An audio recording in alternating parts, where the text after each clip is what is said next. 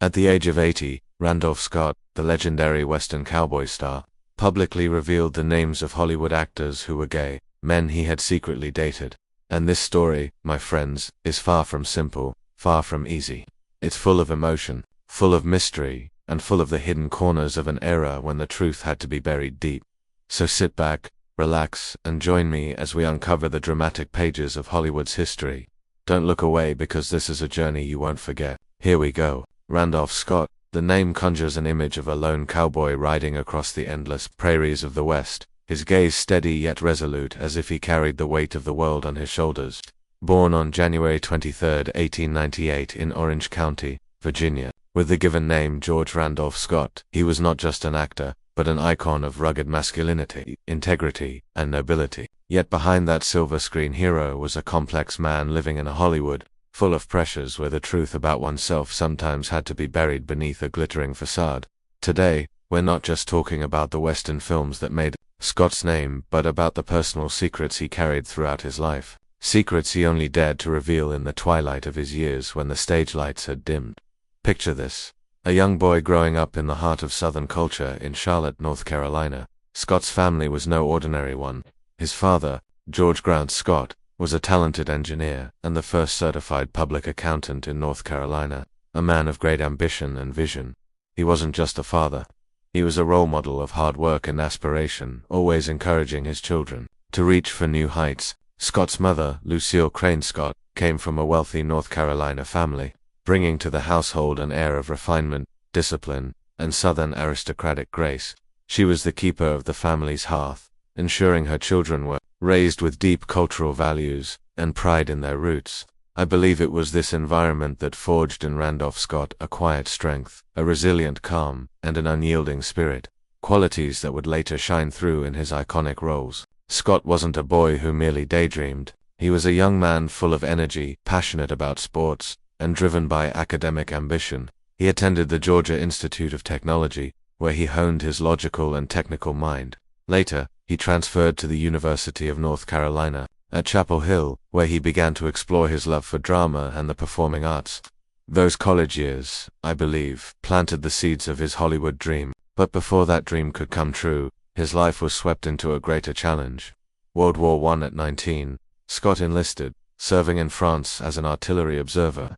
Those days on the battlefield, facing smoke and danger, etched in him an inner strength, a calm under pressure, and a quiet courage. I think these experiences shaped Randolph Scott not just as an actor, but as a man of resilience and dignity. When the war ended, Scott didn't return to North Carolina for a quiet life. Instead, he set his sights on Los Angeles, carrying his dream of conquering Hollywood. In the late 1920s, Hollywood was a world of opportunity, but also unrelenting harshness. Scott didn't have industry connections, but he had one advantage: family ties. Through them, he was introduced to Howard Hughes, one of the most powerful producers of the time. Hughes saw potential in Scott, and small roles in silent films opened the door for him. From there, Randolph Scott's journey in the world of cinema began. Imagine this scene. A tall, broad-shouldered Southern boy with a chiseled face and deep, soulful eyes steps onto Hollywood's sound stages. It didn't take long for casting directors to notice him.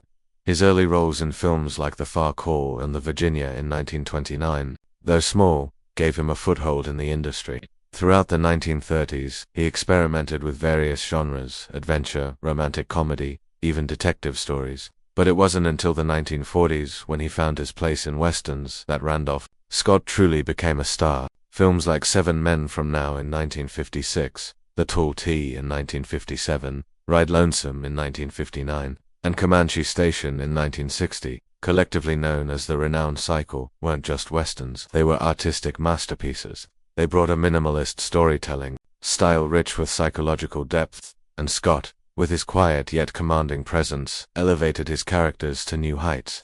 Let me pause for a moment to talk about what made Randolph Scott special. Unlike John Wayne, whose larger-than-life bravado defined him, Scott brought a refined, introspective masculinity to the screen. His characters were often solitary cowboys, scarred by their pasts, weary of violence, yet unwavering in their moral code. They didn't need long speeches or grand gestures. With just a glance, a tilt of the head, Scott said it all. I believe that's why directors like Martin Scorsese, Clint Eastwood, and Quentin Tarantino admire him. Scott didn't just act, he told stories through his very being with authenticity and depth. To me, that's what makes him a legend, not just for audiences of his time, but for cinephiles today. Now, my friends, let's get to the most captivating part of this story, the part I promised from the start. At 80, long retired from the spotlight and living a quiet life in Beverly Hills, Randolph Scott chose to open up about a secret that Hollywood in his era dared not speak aloud. He revealed the names of 6 gay actors, close friends of his who had to live in secrecy due to societal pressures and the tight control of the studios. Those names were Cary Grant, Montgomery Clift, M.V. Griffin, Jim Nabors, Cesar Romero, and Rock Hudson. Each name isn't just a star, it's a story. A life torn between the glamour of fame and the shadows of secrecy. Let's start with Cary Grant, perhaps the most shocking name on the list. Scott and Grant weren't just friends. They lived together for over a decade in a beachfront home in Santa Monica. From the 1930s to the early 1940s, the press at the time called them bachelor roommates, a phrase that sounded innocent enough, but photos of them relaxing by the pool, dining together, or simply laughing raised questions. Was there something more? I'm not here to claim they were definitely a couple because no one can know the absolute truth, but in the context of Hollywood back then, where everything had to be carefully concealed, the relationship between Scott and Grant was a great mystery. Grant, with his charming smile and gentlemanly demeanor, was one of the biggest stars of his era. Yet behind the glamour, he lived under the pressure of hiding his true self. Scott, Grant's lifelong friend, understood that pain better than anyone. I believe Scott's inclusion of Grant in this list wasn't just a revelation. It was a way to honor and empathize with a friend who shared those difficult years with him.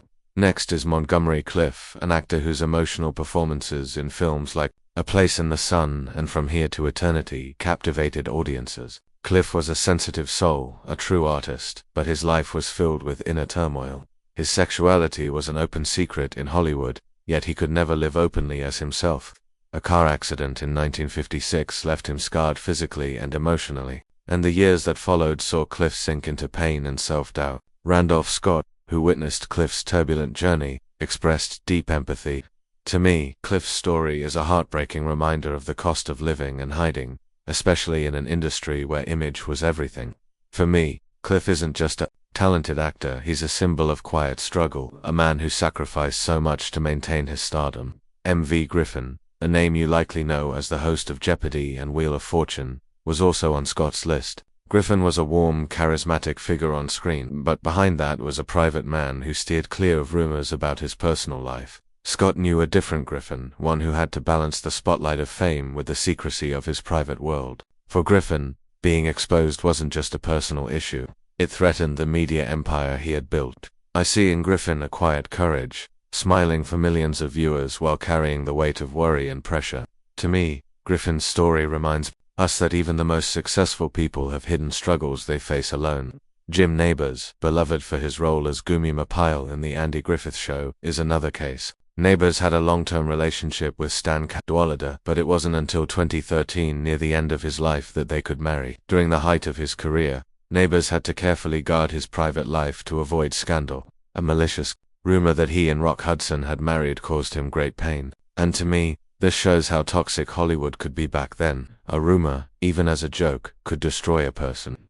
For me, Nabors is a testament to the power of love and patience, living true to his heart despite having to wait decades to be open about it. Cesar Romero, known for his colorful portrayal of the Joker in the 1960s Batman series, was a charming gentleman, always seen as a lifelong bachelor. But the truth was that Romero had to conceal his sexuality, maintaining the image of a debonair leading man in public. Scott admired Romero's elegance and wit, and he regretted that his friend couldn't live authentically. To me, Romero's story is a reminder of the injustice of that era when a man of such talent and dignity had to live on the line between truth and deception. Finally, Rock Hudson, perhaps the most tragic figure on the list. Hudson was the epitome of 1950s Hollywood masculinity, starring in romantic roles alongside leading ladies like Doris Day. But in reality, Hudson was gay, and his double life was meticulously